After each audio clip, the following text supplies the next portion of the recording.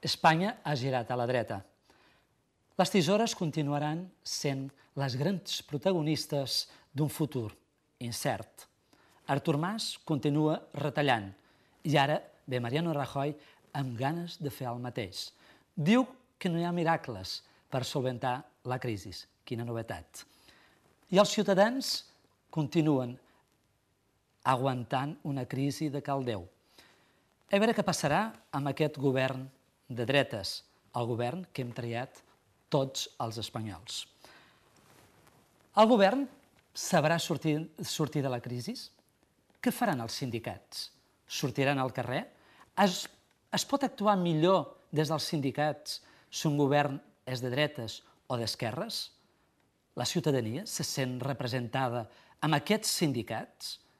Aquest model de sindicalisme ha de canviar? Això se sabrà aquí, a República Txeca. Bona nit i comencem.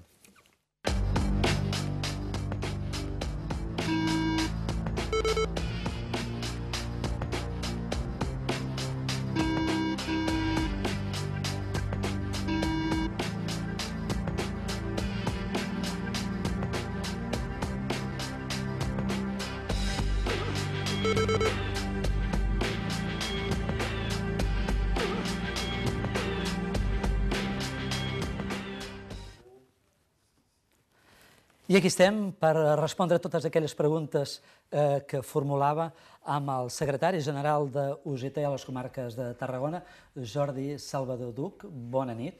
Bona nit. Gràcies per haver vingut a la República. Espanya ha girat a la dreta.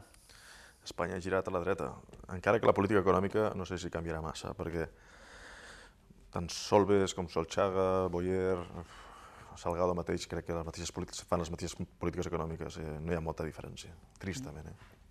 A veure, tu per què et vas candidatar a la UGT? Jo a la vida he tingut tres passions, una que és, i la segueixo tenint, una que és estudiar, he estudiat molt i he explicat, i després no sé per quina raó penso que la gent s'ha d'implicar en la vida social. Penso que és molt important que la gent s'impliqui per intentar que hi hagi un món millor. I això, que no sé si em ve de la meva educació cristiana, encara que en aquests moments no soc escèptic, agnòstic millor dit, però no sé d'on ve, però penso que la gent s'ha d'implicar. Si no ens impliquem, això no canvia. Sí, ets un implicat i un compromès amb el Sí, sindicalisme. això de la indignació, ja fa anys que estic indignat i fa anys que estic compromès, les dues coses van amb mi, amb la meva biografia. Tu ets funcionari? No. No? Jo treballo a l'escola concertada, que és diferent, i em poden acomiadar com qualsevol altre. Quan vulgui. Des que estàs a UGT, has perdut intimitat, vida privada? No tant intimitat com vida privada, com sí qualitat de vida. És veritat que la vida de professor és una vida dura, però no es pot comparar amb el ritme de vida que m'ha tocat viure en aquest període de crisi econòmica, de crisi social, de crisi política, de crisi sindical, també.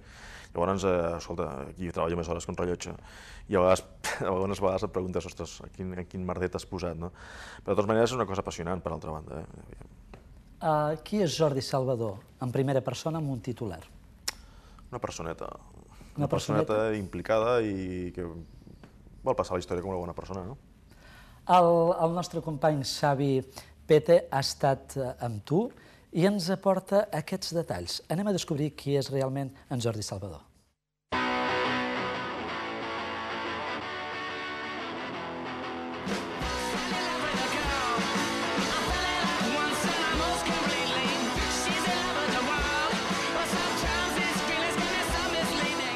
Aquest és el despatx on treballa el Jordi Salvador.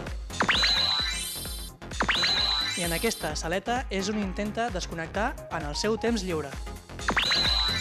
Crec que sóc una persona, més aviat seria una personeta, una persona normal que intenta ser feliç com tothom i que intenta ajudar que els altres també ho siguin.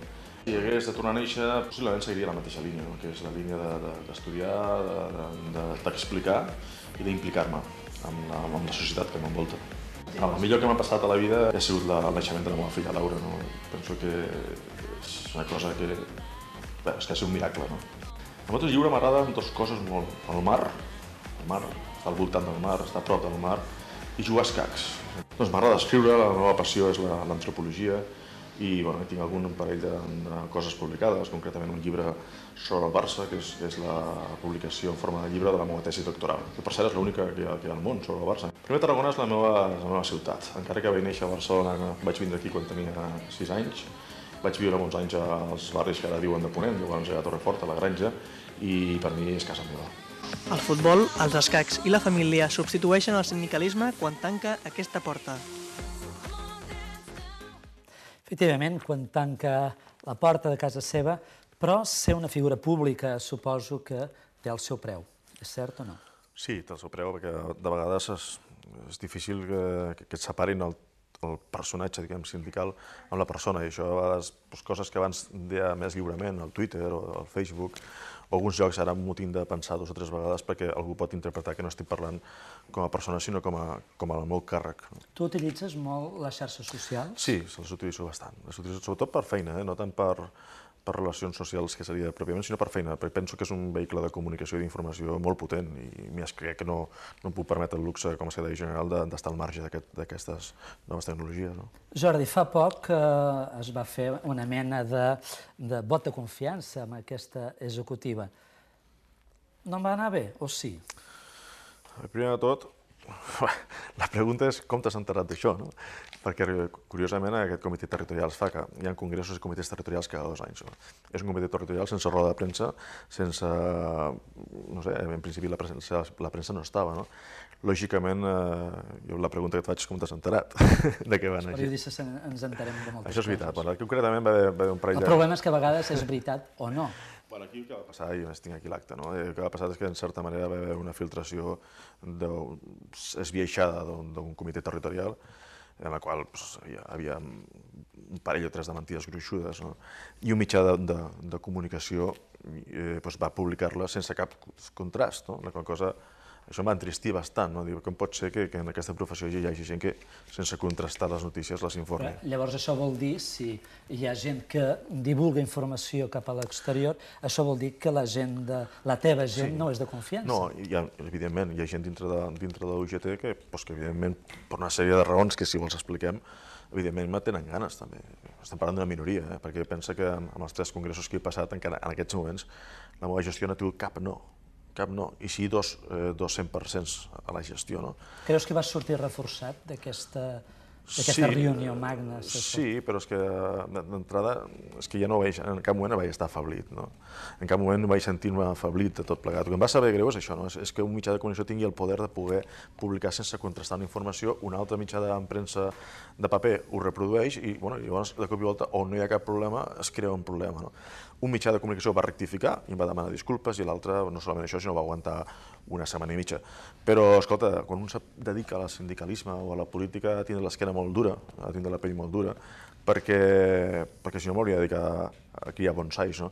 I això va ser una putada, però ja ho tinc passat, superat i no té a veure amb la confiança. Sí, va haver retrets, va haver insults públics, em vas fer declaracions en què acusaves l'exsecretari general d'UGT, Mario Rigau, d'estar darrere d'aquesta campanya contra la teva persona. Això que deies que hi ha gent que et té ganes. Bueno, el mitjà de comunicació és propietat de qui és propietat. Llavors em sembla que si alguna persona no va fer un bon ús d'un mitjà de comunicació, això és responsable el propietari, no? Però tampoc res més. Penso que es va equivocar, penso que després al final el temps col·loca tot en el seu lloc i la veritat és que estic aquí. Quina relació hi ha entre Jordi Salvador, secretari general, i l'exsecretari general Mario Rigau? No, no hi ha relació, hi ha respecte, però jo no... No sou amics? No som amics ni coneguts, quan som coneguts però no tenim una relació cordial. Com va deixar Mario Rigau al sindicat? Home, diguem que són 2 estils sindicals absolutament diferents i jo penso que vaig tindre molta feina després del pas de Mario Rigau.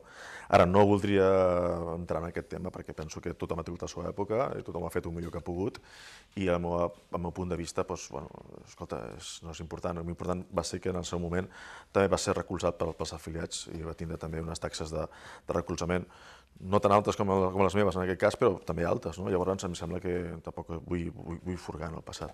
Molt bé. Es viu bé sent sindicalista? No.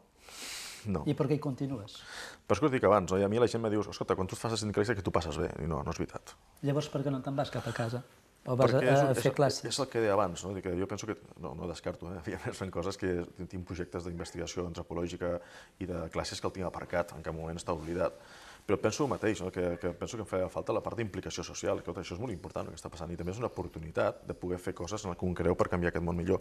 I és una cosa que t'ho dic, no està tan relacionat amb el món del plaer com la gent es pensa. No? Jo m'agrada més anar a la platja, no? M'agrada més passejar amb la meva filla o jugar amb ella, però en canvi això s'ha de fer. És que a més penso que tothom hauria de passar. Tothom hauria de passar. Tu creus que ets una persona que té conviccions, vol defensar... Ets un injusticiat, ets un indignat. Creus que ets un bon líder?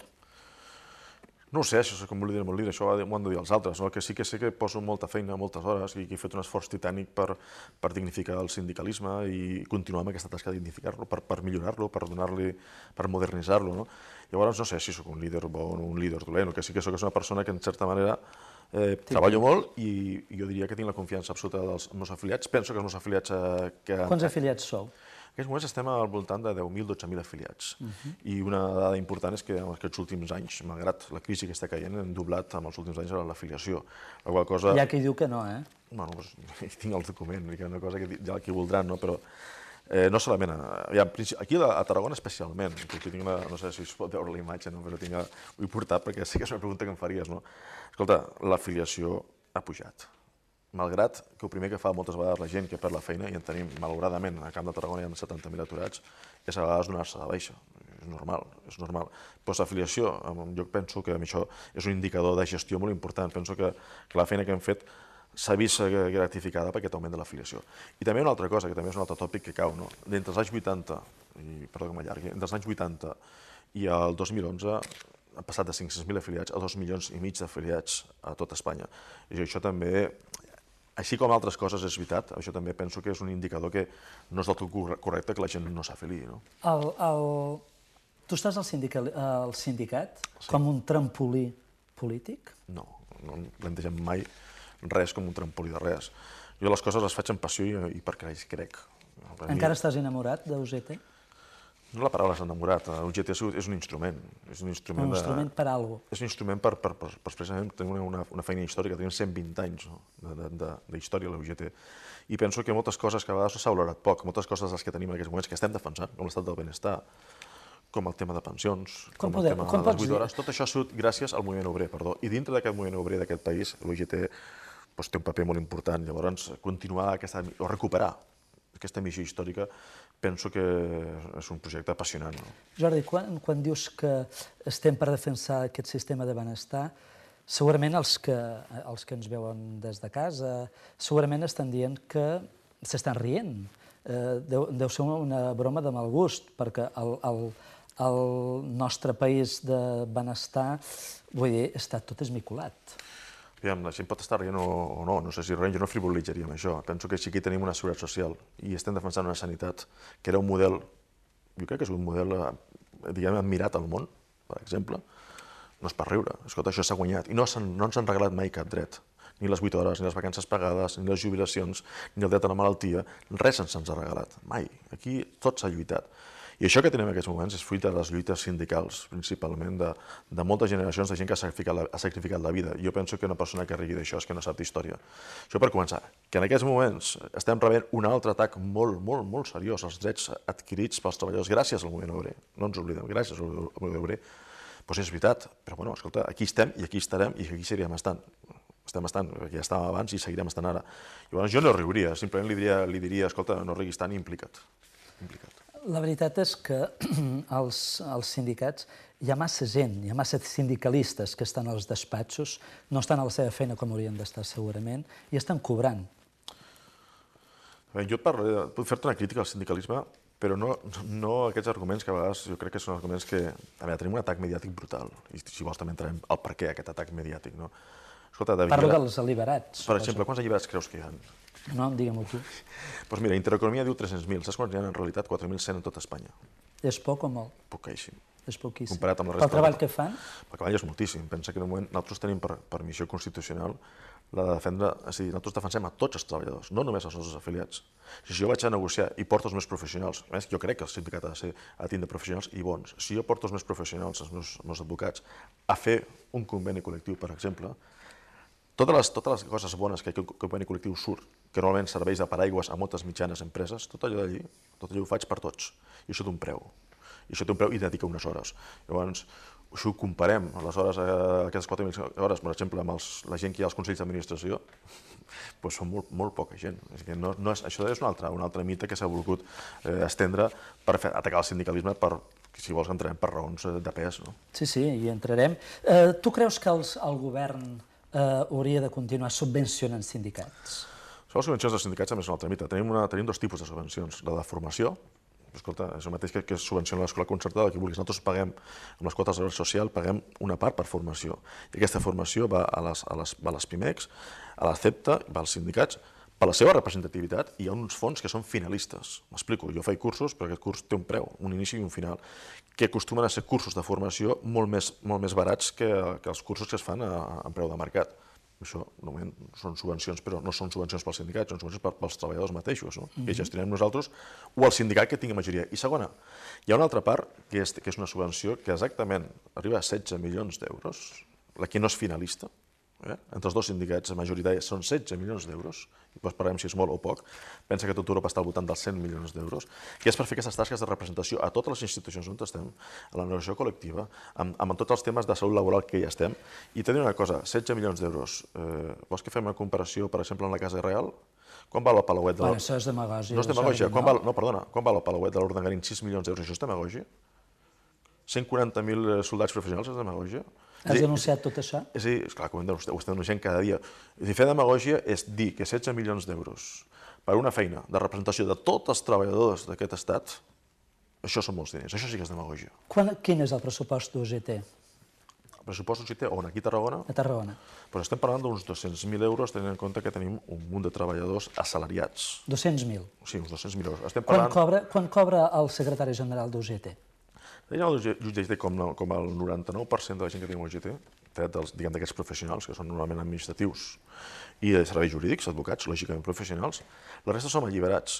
Jo cobro exactament igual que quan cobrava quan era professor de la concertada. No m'has contestat a la pregunta. No, t'ho diré molt fàcil, seria més 300 euros més. Si tu mires la meva declaració de renda, té 300 euros més ara que quan estava de professor durant classes d'ESO o batxillerat.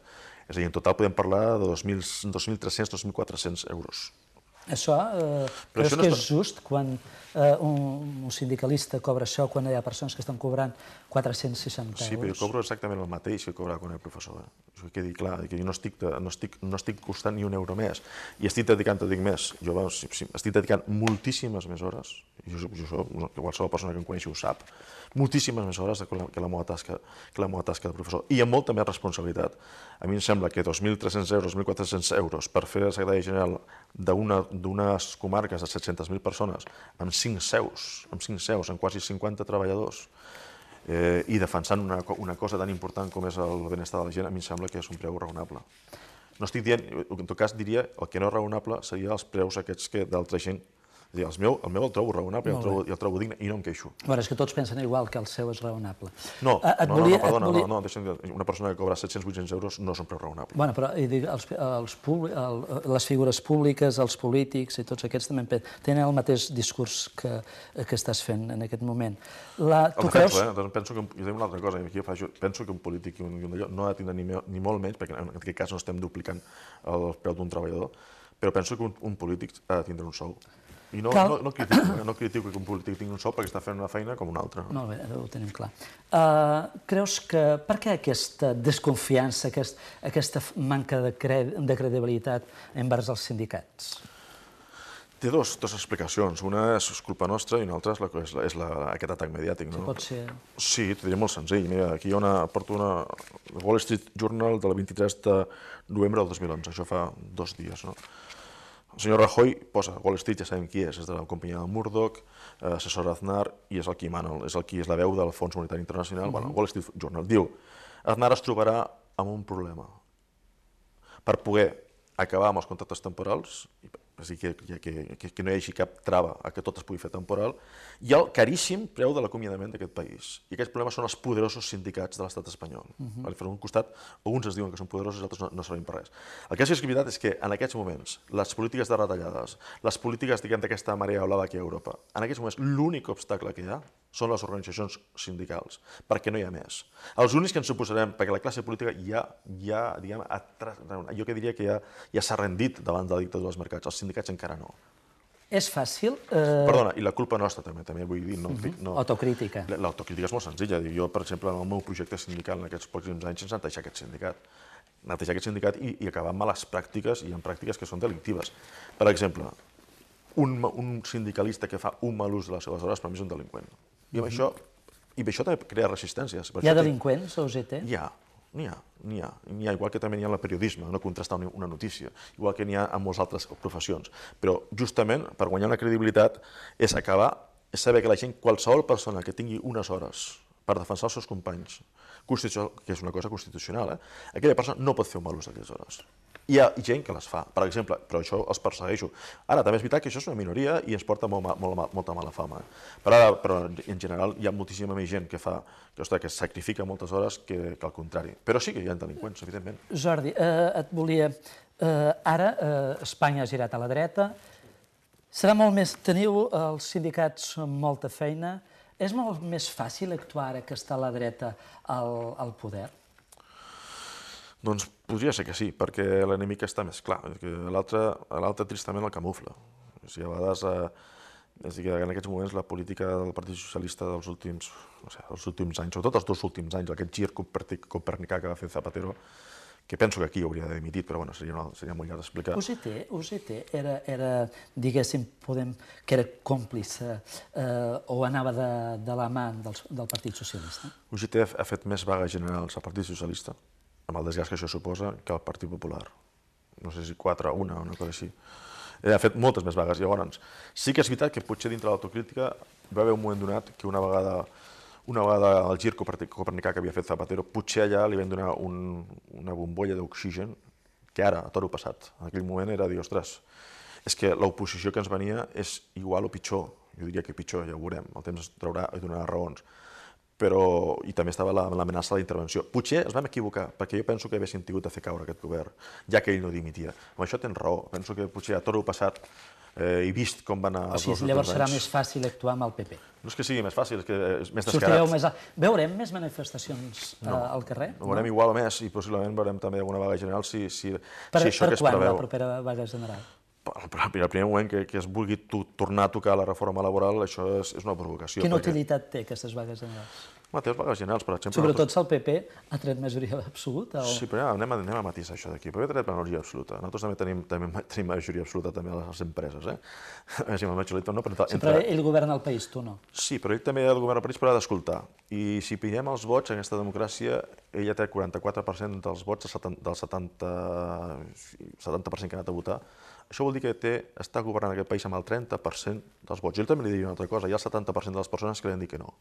Es pot llegir també així, no? Jordi, suposo... Perquè està molt clar una cosa, que, escolti, la gent que són la majoria volem 4 coses en aquesta vida, que és feina, treball, protecció social, si les coses van malament, ja sigui en forma de sanitat, i formació. Si ens toquen aquests pilars, escolti, per drets, per dignitat hem de sortir al carrer. Sigui qui sigui. Jordi, tenim Tarragona, viurà retallades. Com actuarà UGT aleshores? Igual. Què vol dir igual? Exactament igual. Nosaltres no acceptem cap retallada. I més ara, perquè jo penso que ja plou sobre mullat. Penso que ja ha arribat un moment... I més que hi ha alternatives, però jo crec que plou sobre mullat. És evident, el discurs s'anirà radicalitzant. S'anirà radicalitzant, però això sense cap dubte. No tinc cap dubte d'això, perquè jo penso que l'època dels despatxos ja ha passat i ens ha donat molts rèdits. La gent a vegades... I ara toca l'època del carrer, tu. La gent està... Tu saps quants aturats hi ha a Tarragona? A les comarques? Quants? En aquest moment 70.000 aturats. 70.000. Són molts aturats. La gent ara, quan hi ha crisi, la gent aposta molt més per gastar-se i dedicar-se a jocs de l'atzar? Doncs no ho sé, perquè jo no jugo, normalment, no? I també tinc... Escolta, el primer de l'atur també està a la meva família, la meva companya està a l'atur, també. És a dir, que és un tema... I malgrat això, nosaltres no jo puc parlar del que jo conec, que és el meu entorn, i al meu entorn no juguem. Anem al nostre company Santi Cordón, ha anat al carrer a veure si la gent amb la crisi es gasta més els quartos amb els jocs a l'atzar. Anem a veure.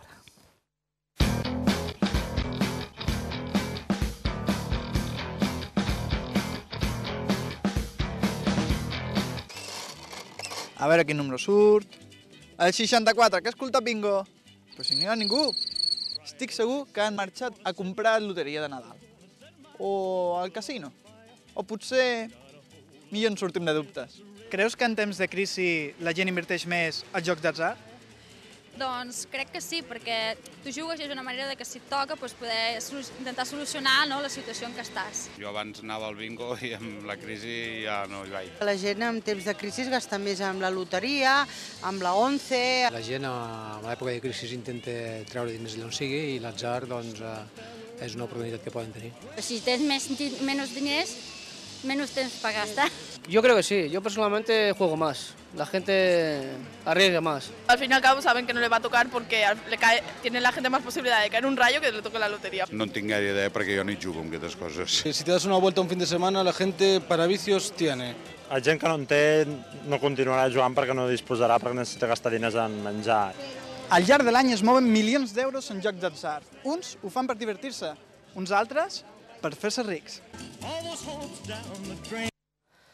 Exacte, com deia el Santi, alguns per fer-se rics, però em sembla que amb aquest govern i amb el temps de crisi que amb la senyora Merkel, em sembla que poca cosa rascarem. Poca cosa. Ve amb els temps i el que faig és una crida a la gent que s'impliqui. Que s'impliqui qualsevol sindicat, qualsevol organització política, però penso que no podem deixar això en mans dels mercats ni del capital, perquè si no estem perduts. Però quina confiança podem tenir en un sindicat actualment? No creus que s'ha de canviar de model de sindicalisme? El meu projecte justament és modernitzar-lo. Quan vaig arribar a l'objectiu, el primer que he fet va ser modernitzar-lo, amb el tema d'assessorament jurídic, hem canviat tot, en tema de comunicació, en tema de formació, i guanyar credibilitat. Però és que a vegades també hi pots contrarrestar aquesta avalanxa, perquè una de les coses pitjors que ha passat a aquest país és la de la TDT, que ha anat en mans de segons quins canals que realment fan apologia absolutament de l'antisindicalisme i de tots els valors més dretants i més carques. Però vull dir que en aquest sentit jo penso que el que s'ha de fer la gent és el que deia abans, és implicar-se. Et sents perseguit? No perseguir ni cap moment, no. Perseguir no. El que és veritat que hi ha resistències, perquè evidentment modernitzar un sindicat porta resistències dintre del sindicat i fora. I després el sindicalisme em molesta. Jo vull dir amb aquest article... A qui? Em molesta el poder. El poder és que no hi ha res més. Però el poder amb qui vosaltres heu estat, amb el Partit Socialista. No, perdó. Vosaltres heu estat molt amics o molt units. Nosaltres en el Partit Socialista teníem una història en principi que és comuna. Tenim el mateix fundador. I fa 120 anys això. A partir de l'any 86, quan va començar el canvi, el viratge de Felipe González es va trencar. I en aquests moments, escolti, mira, només li diré una cosa, a la meva executiva no hi ha cap afiliat al Partit Socialista. Això és un altre tòpic, també. Però amb el PP us sentiu més lliures per actuar. Però és que el PP és més descarat. I una altra cosa, és que el PP, a més, és una... PP i Convergència, o no? És diferent. És diferent. Perdó, farem les diferències. El PP, per mi, és una dreta no homologable a l'europea. És una dreta que inclou dintre seu l'extrema dreta. O sigui, no és homologable a la Merkel o al Sarkozy, per dir d'una manera. Aquí a Espanya no hi ha un Front Nacional de Le Pen, per exemple. Per què? Perquè tots estan dintre del Partit Popular. Llavors, és que és tan descarat en quant a model d'estat, en quant a drets civils, en quant a la seva... Només li diré un exemple. Un exemple que crec que és molt il·lustratiu. Ara han vingut les campanyes generals. Ens han vingut a veure, presentar les seves propostes i rebre les nostres propostes tots els partits. Tots, menys un, és el Partit Popular. Jo crec que això ja ho diu tot amb la seva sensibilitat sindical que té. Jordi, un missatge a la gent, perquè venen temps molt difícils. Ets conscient que venen temps molt difícils, molta feina que tindran els sindicats. Quin missatge donaries a la gent? Doncs sobretot que surti al carrer, que s'impliqui, que són temps difícils, però hi ha hagut a la història temps encara més difícils. Hi ha gent que inclús no hem d'anar a èpoques molt llunyanyes al nostre país en la qual ser sindicalista es jugaves la vida i la gent es matava. En aquests moments no passa això. Jo el que diria és que s'acosti als sindicats, que ho vegi, que al fin i al cap, escolti, que escolleixi les seves empreses el millor persona per defensar-los i que no regali, no es deixi trepitjar, que surti a buscar. Tu aniràs més vegades a les empreses? Jo, perdona, a les empreses no he deixat d'anar. Tota empresa que m'ha convidat hi ha anat. És una cosa que... No hi vas per voluntat pròpia? Normalment, aviam, en totes les feines de representació, en totes les feines que tinc cada dia, em queda un espai que és anar on me toca, no? I després una altra cosa, tenim 10 federacions, 8 federacions, i cada federació és la que normalment va a l'empresa. Sempre que em demani el suport secretari general de la nostra Junta Executiva, allí estarà. Però, escolta, jo no he fet un far d'anar on toqui. Jordi, un missatge de Nadal, perquè aquest programa sortirà després de Nadal i volem una felicitació de Nadal, si vols fer-la. Bueno, doncs que en aquests moments l'UGT té 70.000 raons per desitjar a tothom un molt bon Nadal i que ens porti sobretot salut, treball i benestar social. Treball és una utopia, no?, avui dia. Bueno, però estem a Nadal, no? I es tracta de demanar als Reis. Molt bé, si nosaltres amb aquesta tendresa al cor ens acomiadem, li desitgem un bon Nadal, esperem que s'està a l'atur que pugui trobar feina, diu Rajoy que en trobarem feina, veurem a qui començar a cridar, suposo que començarà pels seus amics, però nosaltres també tenim els seus amics d'aquest costat, ens podeu seguir per Facebook, i a vostè que ens ha seguit i que com s'apropa el Nadal volia dir-vos que tingueu un molt bon Nadal i sobretot sigueu feliços. Bona nit.